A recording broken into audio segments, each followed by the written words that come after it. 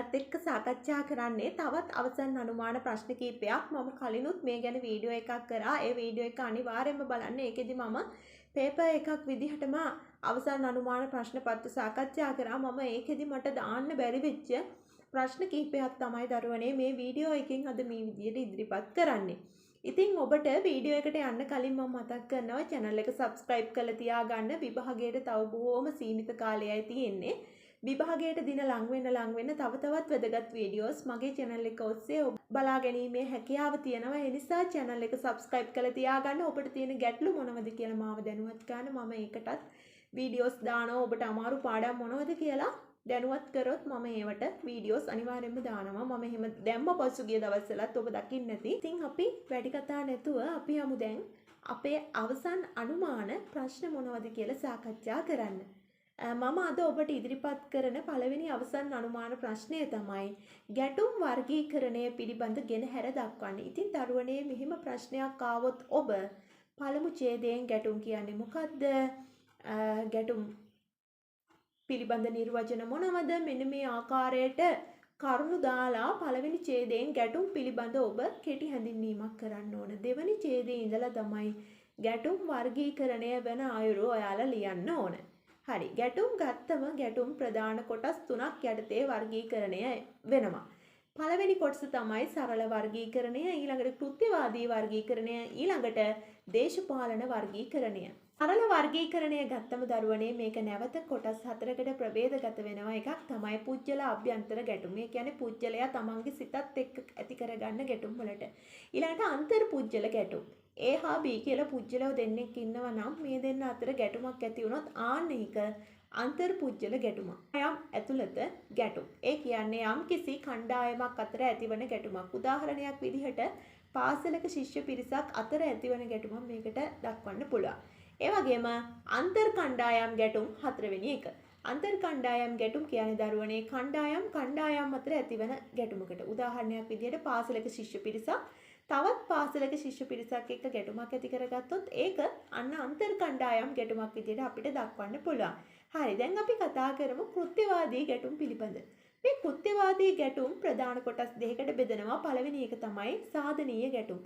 සාධනීය ගැටුම් කියන්නේ හොඳ ප්‍රතිඵල අත්වෙන ගැටුම් වලට. ගැටුම අවසානයේ හොඳ ප්‍රතිඵල අත්වෙනවා නම් අපි ඒකට කියනවා සාධනීය ගැටුම් කියලා. මේකට උදාහරණ තමයි දරුවනේ වංශ විප්ලවය, ඉංග්‍රීසි විප්ලවය වගේ දේවල් මේකට උදාහරණ. ඒ වගේම නිෂේධනීය ගැටුම් කියන්නේ ගැටුමක් අවසානයේදී ජීවිත හානි, දේපල හානි වගේ නරක ප්‍රතිඵල අත්වන ගැටුම් වලට. දේශපාලනමය වර්ගීකරණය ගත්තා මේක නැවත කොටස් තුනකට බෙදෙනවා. වෙනි එක තමයි අන්තර්රාජ්‍ය ගැටුම. ඒ කියන්නේ රාජ්‍යයක් තවත් රාජ්‍යයක් අතර ඇති කරගන්නා ගැටුමකට. උදාහරණයක් විදිහට ඉන්දියාවයි චීනය අතර ගැටුමක් ඇතිවීම මේකට අපිට උදාහරණයක් විදිහට දක්වන්න පුළුවන්. රාජ්‍ය අභ්‍යන්තර ගැටුම්. රාජ්‍ය අභ්‍යන්තර ගැටුම් කියන්නේ දරුවනේ රටක් ඇතුළත ඇතිවන ගැටුමක්. දැන් ලංකාවේ තිබිච්ච 30 අවුරුදු යුද්ධය අපිට මේකට නිදසුනක් වශයෙන් දක්වන්න පුළුවන්. ඒ වගේම රාජ්‍ය නිර්මාණවාදී ගැටුම්. රටක ආණ්ඩුවක් සහ යම් භූමි ප්‍රදේශයකට අයිතිවාසිකම් කියන කණ්ඩායමක් අතර ඇතිවන ගැටුමක් අපිට රාජ්‍ය නිර්මාණවාදී ගැටුමක් විදියට හඳුන්වන්න පුළුවන්. ඉතින් මෙන්න මේ කිව්ව කරුණු ඔබ සවිස්තරාත්මකව එක්සෑම් එකේදී මේ වගේ ප්‍රශ්නයක් ආවොත් විස්තර කරලා ලියන්න. ඒ තුලින් ඔබට සාර්ථක පිළිතුරක් ගොඩනගා ගන්න පුළුවන්. ඉතින් පිළිතුර අවසානයේදී ඔබ නිගමනයක් අනිවාර්යයෙන්ම දාන්න ඕන. මේ ආකාරයට ගැටුම් වර්ගීකරණය පිළිබඳ ගෙනහැර දැක්විය හැකිය වගේ නිගමනයක් දාලා අනිවාර්යයෙන්ම පිළිතුර අවසන් කරන්න. එතකොට ඔබ නිවැරදිව ප්‍රශ්නයකට පිළිතුරු ගොඩනංවල තියෙන නිසා ඔබට සාර්ථක ලකුණක් කරා යාමේ ඉඩකඩ තියෙනවා. හරි. දැන් අපි කතා කරමු අපේ දෙවන අනුමාන ප්‍රශ්නය පිළිබඳ.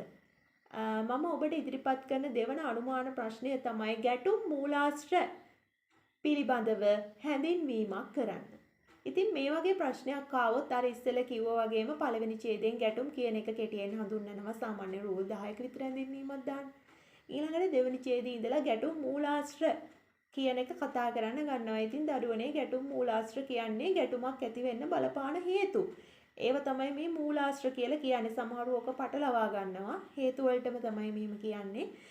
ගැටුමක් ඇති වෙන්න බලපාන මූලාශ්‍ර තමයි ආගම, වර්ගය, කුලය, ඒ වගේම බලය, මෙන්න මේ වගේ සාධක තමයි ගැටුම් ඇති වෙන්න බලපාන්නේ. මේ කරුණු ටික පහලට ලියලා ඔබට ගැටුම් මූලාශ්‍ර මෙසේය කියලා මේ කරුණු ටික 1 2 3 4 එහෙම දාලා පහලට ලියලා ඊට පස්සේ වෙන වෙනම ඡේද කඩමින් විස්තර කළා අවසන් වශයෙන් නිගමනයක් දාලා ඔබට මෙහෙම ප්‍රශ්නයක් ආවොත් පිළිතුර අවසන් කරන්න පුළුවන්.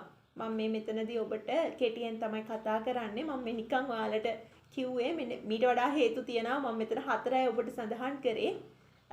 ඉතින් මේ ප්‍රශ්න පිළිබඳ ඔබ සැලකිලිමත් වෙන්න පාඩම් කරද්දී මේ පාඩමෙන් අනිවාර්යයෙන්ම මේ පාර එක්සෑම් එකට එනවා. මම මේ ගෙස් කරන අනුමාන ප්‍රශ්න පිළිබඳ සැලකිල්ලක් දක්වන්න.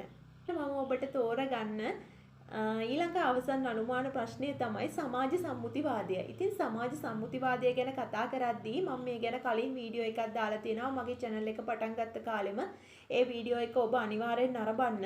මොකද සමාජ සම්මුතිවාදය ගැන මම සම්පූර්ණ පැහැදිලි කිරීමක් දක්වලා තියෙනවා. අද මේ වීඩියෝ එකෙන් මේක කෙටියෙන් තමයි මම කතා කරන්නේ. මොකද channel එකේ කලින් කරලා තියෙන එකක් නිසා. ඒක අනිවාර්යෙන් මේ වීඩියෝ එක නරඹන්න. මීට මාස 10කට පමණ පෙර දාපු වීඩියෝ එකක් ඇති බලන්න සමාජ සම්මුතිවාදය කියලා තියෙන්නේ. හරි සමාජ සම්මුතිවාදය ගැන කතා කරද්දී දරුවනේ සමාජ සම්මුතිවාදීන් 3 දෙනෙක් ඉන්නවා. ඒ තමයි Thomas Hobbes, John Locke, Jean Jacques Rousseau. Thomas මේ 3 දෙනා දරුවනේ අදහස් දක්වලා තියෙන්නේ ප්‍රධාන උපකල්පන දෙකක් මත පිහිටා. ඒ තමයි රාජ්‍ය බිහිවීමට පෙර මිනිසා ගත කළ ජීවිතය සහ රාජ්‍ය බිහිවීමෙන් පසු මිනිසා ගත කළ ජීවිතය කියන ප්‍රධාන උපකල්පන දෙක මත පිහිටා. ඉතින් මේ 3 දෙනාම මෙන්න මේ උපකල්පන දෙක මත පිහිටා අදහස් දක්වලා තියෙනවා. තෝමස් හොබ්ස් අදහස් දක්වලා තියෙන්නේ දරුවනේ රාජාණ්ඩුවට පක්ෂපාතීව. ජෝන් ලොක් පාර්ලිමේන්තුවාදයට පක්ෂපාතීව තමයි අදහස් දක්වලා තියෙන්නේ. ඊළඟ රූසෝ වඩාත් ප්‍රජාතන්ත්‍රවාදී විදිහට අදහස් දක්වලා තියෙනවා. අර වීඩියෝ එකේ සියල්ල තියෙනවා. ඒ වීඩියෝ එක නරඹන්න.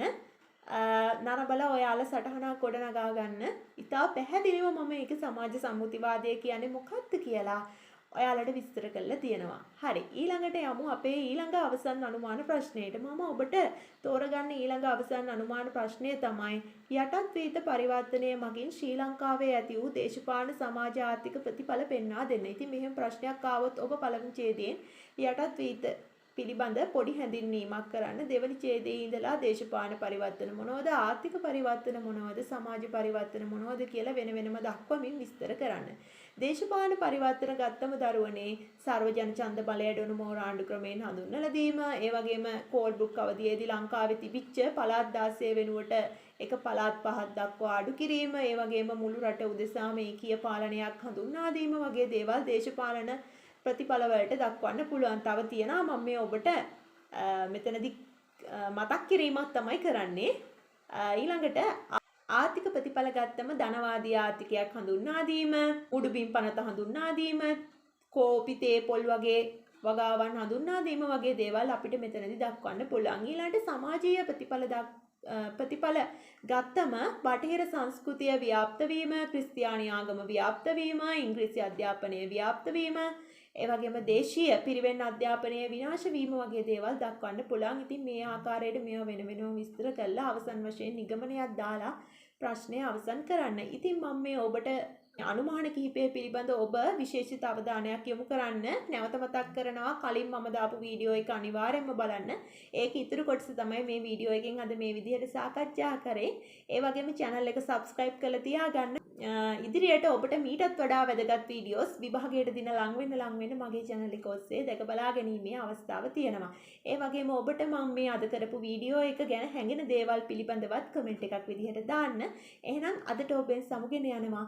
සුබ දවසක්.